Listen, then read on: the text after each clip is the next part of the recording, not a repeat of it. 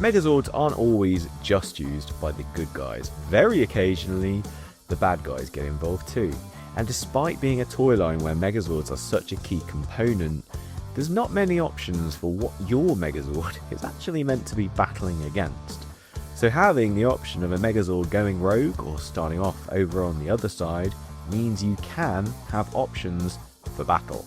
The other main aspect of Evil Megazords is how cool are they? What is it about them that make them so notoriously memorable and our other rangers so rattled? Now this list is totally personal and likely different for everyone. Having said that, let's take a look at my top 5 Evil Megazords. Number 5, the Thunder Megazord. When the initially mysterious Crimson and Navy Thunder Rangers showed up in Power Rangers Ninja Storm, they laid waste to the Wind Ninja Academy on ground and Megazord level. Their giant insect-themed Zords created one of very few 2-Zord Megazords, and boy was it brutal for the 3-Zord Storm Megazord.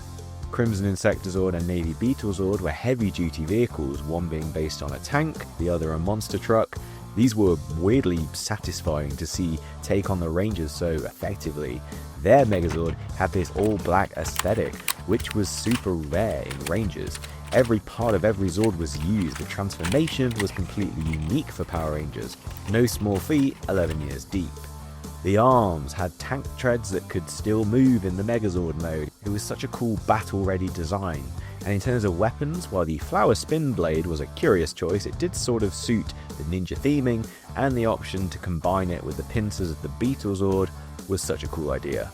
All in all, you wouldn't have wanted this thing coming at you in either of its modes.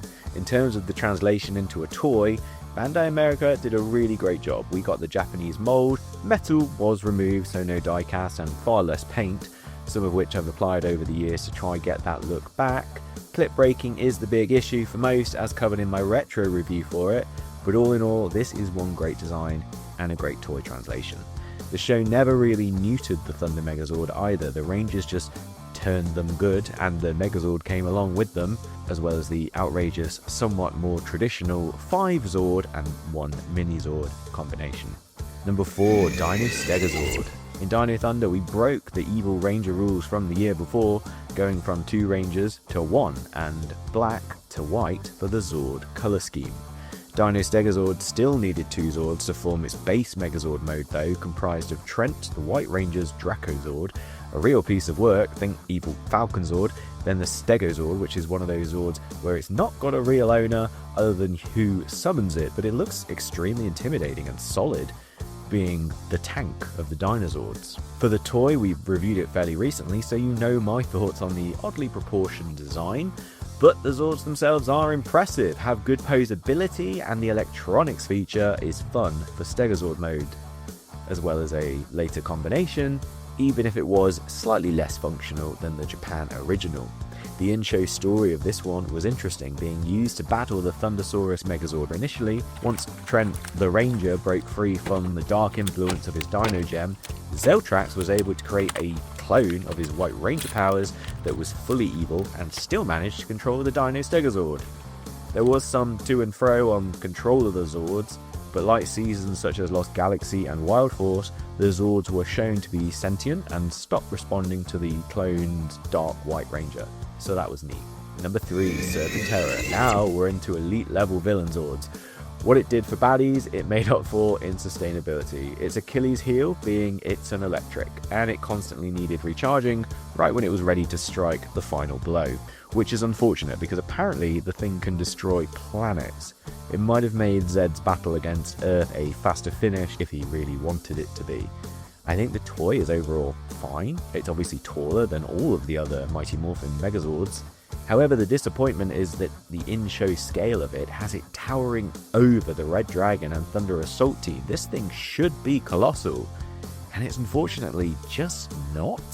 The show shouldn't have suggested it was as big as it was, because the toy could never do it justice, and Zap would have had a field day with this. The other thing is that the transformation is fairly unimpressive, probably one of the simplest from the line, and a bit whatever. Compared to the Japan release, they changed the antenna, which changed to this weird rubbery flipper thing. If you didn't know it was there, you probably wouldn't notice. and also remove some electronic sounds. But it's what Serpentera represents and the dread they were effectively able to communicate about it, using Zordon to tee it up as more powerful than anything you have yet faced. The power drain aspect became a bit of a running gag about the Zord, and the dread is further dialed down as it became the wedding car for Rita and Zed following their wedding. We saw it again in Forever Red, dug up by General Venjix. No, not the Beast Morphers one, and not Shadowborg from the Beetleborgs either, and if you thought he sounded a bit like Kai from Lost Galaxy maybe, well, that was just a coincidence as well. Weirdly, the size of it had shrank in the interim, and I guess Moonrock will do that to you. It was then destroyed by a vehicle, not even a Zord. Okay, sure. Number 2, Centaurus Wolf Megazord. In Power Rangers Mystic Force, Korak combined with the horse Catastros, which is just a crazy name, to become both the Centaur Megazord and the Centaurus Wolf Megazord. It was a nifty 2-Zord combination which gave the Mystic Force Rangers some trouble, not least in that it has the ability to take powers. Something it does not too often, but it does remove the Rangers' ability to form their own Megazord. In power levels, it was seen as strong due to Catastros, who is described by the Rangers' mentor Udonna as being stronger than 100 men. And by the way, the villain of the season had the advantage for a good chunk of episodes. They were smart to usually cause Centaurus Wolf to not actually get beaten, so much as tricked by former allies. It was shot by a magical arrow at one point, not destroying the Rangers even when he had them beat, for which he perhaps had good subconscious reasons. My favourite part, which they established immediately in episode 6, was that Catastros the horse was not evil, however he was loyal to Korak, or perhaps the person beneath the armour. And in turn, Nick, however brief those alliances were, resulted in 2 combinations with Nick's Mystic Titan, leading us to the Centaurus Phoenix Megazord. So it was an ambivalently powerful Zord, used for evil because of loyalty to a master. You love to see it. The toy was famously omitted from the American market. Rumours persist that it was the extent of purple on the toy which got it neutered from the line, though they had no problem releasing the 1 episode appearance of the white Unicorn Zord as a toy instead. When Centaurus Wolf appeared in 11 episodes and Bright Star the Unicorn appeared in 1, it really shows that Red Ranger bias. Luckily, we did get the toy in Europe, so you don't have to get the Magi Ranger version if you don't want to, for whatever reason. And to have 2 Zords, or 1 figure and 1 Zord with 2 combination modes, was a bit of a rarity, and it looks good in every single one. The transformation is even surprisingly complex for the small number of Zords. I like this one a lot, it looks so good.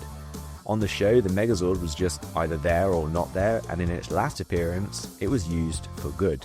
But technically, Catastros never cared either way. And number 1, Dragonzord. I mean, it had to be, didn't it? The Godzilla-inspired mecha monster that turned up to wreck the Rangers and Angel Grove's dockyard smokestacks on the weekly. It's some crazed dragon-inspired beast that looks less like a robot than most, has no transformation of its own, is tuned to a magical flute that could somehow be played through a helmet. Yeah, you just knew stuff was gonna go down when this thing got called. From its menacing yet totally unique gait as it slowly stomped across the harbour, to its more spry movements, tail swing and rocket missile fingertips, Dragonzord is as iterated as toys and beloved as it is because of having the presence of being one of the most fearsome robots on the show. You could make an argument that the Dragonzord wasn't inherently evil, but could definitely be described as sentient, and Tommy personified it often. It's as high up my list as it is because it was such a compelling component of Mighty Morphin Season 1, both as a real adversary for the Rangers and their Dino Megazord, for being a mecha threat for the city, and then for unlocking all the Rangers' combination possibilities, including the final Ultrazord. In toy terms, it's been done a lot. Bandai's original now looks the most meh, but the Legacy, Soul of Chogokin, and even some of the accessories on the Zord of Ascension Project 1 give you lots of ways to show this thing on its baddest behaviour. And if you follow show lore, it is still out there somewhere underwater in Angel Grove Harbour or Sea, waiting to be summoned, and possibly to chomp on some more smokestacks.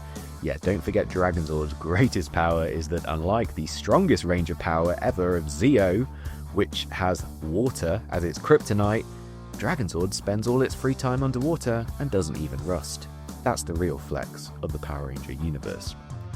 Honourable mentions then, the Wild Force Ptera Zord, even though I don't have it, I would be remiss not to mention the Megazord of the Wild Force Silver Ranger, starting out from 3 Dark Wild Zords. The Ptera Zord, controlled by Fury in Dino Charge. I love it when it had an evil cape.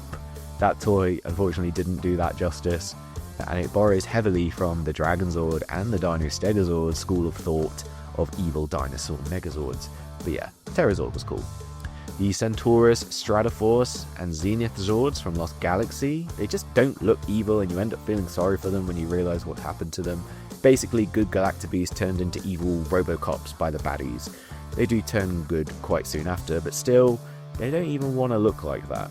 And the Ectomorphicons from Mighty Morphin Power Rangers the movie. Questionable about whether they're Zords, but it seems fitting to consider them so. They are mechanical, sentient, and buried in the underground like the Shogun Zords. They require fuel to get their power, and they're only ever the massive size that we see them at. They're not grown from like a small monster form. So yeah, what are your favourite Evil Megazords? Thanks for watching as ever. Over on the Viewing Globe tier, you can check out my unboxing of what is potentially my last ever Lightning Collection figure, the Tyranosarus Sentry, in preparation for my last ever Lightning Collection figure review on the Boom Studio Comics. So I hope some of you will check that out, and until the next time, I'll see you later.